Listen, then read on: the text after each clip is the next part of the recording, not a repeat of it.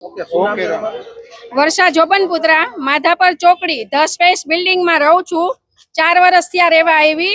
અમે જ્યારે ફ્લેટ લીધો ને ત્યારે બિલ્ડરે અમને ઘણી બધી એટલી બધી ઓલી આપી હતી ને કે અમે આમાં કોઈને સારા વ્યક્તિને જ રહેવા આપશું, આમ કરશું, તેમ કરશું। 1.5 લાખ અમારું મેન્ટેનન્સ લીધું છે જે ઇમ્યુનિટીઝ માટે। તો ઇમ્યુનિટીઝ તો હજી 4 વર્ષમાં એક પણ અમને જોવાય નથી મળી। વાપરવા તો એક બાજુ રહ્યું, બાકી અત્યારે પાણીના પ્રશ્ન એટલા બધા છે ને કે વાત જવા દ્યો।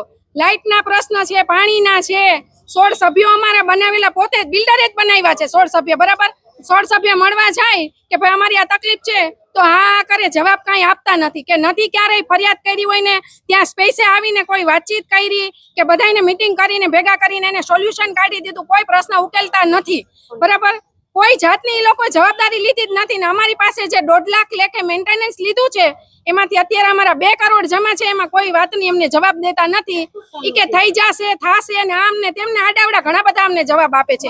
જ્યાં અમારું ઇમ્યુનિટીઝ બધી છે, અમારામાં સ્વિમિંગ પુલ છે, ગાર્ડન છે, થિયેટર છે, કોઈ વસ્તુ ચાલુ કરવામાં નથી આવી। જીમ છે, લાઇબ્રેરી છે, કોઈ વસ્તુ ચાલુ કરવામાં નથી આવી। હવે આપણે તો કેટલી બધી આશાએ આવ્યા હોય કે ઓહો ઇમ્યુનિટીઝ છે અહીંયા બધી ને આપણે ફેમિલી સાથે સારા વ્યક્તિને આપશું। અત્યારે ભરવાડ, દરબાર, આયર બધાય ભરેલા છે। અમને ચોખ્ખી ના પાડી હતી કે જ્ઞાતિ તમને એકઈ એવી નહીં ભરીએ કે તમને તકલીફ પડે રહેવા વાળાને। જ્યારે જેને જેને લીધો ને ત્યારે બધાને આવી જ વાતો કરી છે અને પછી બધાને આપ્યા છે ફ્લેટ જે એને મન પડે ને એવા।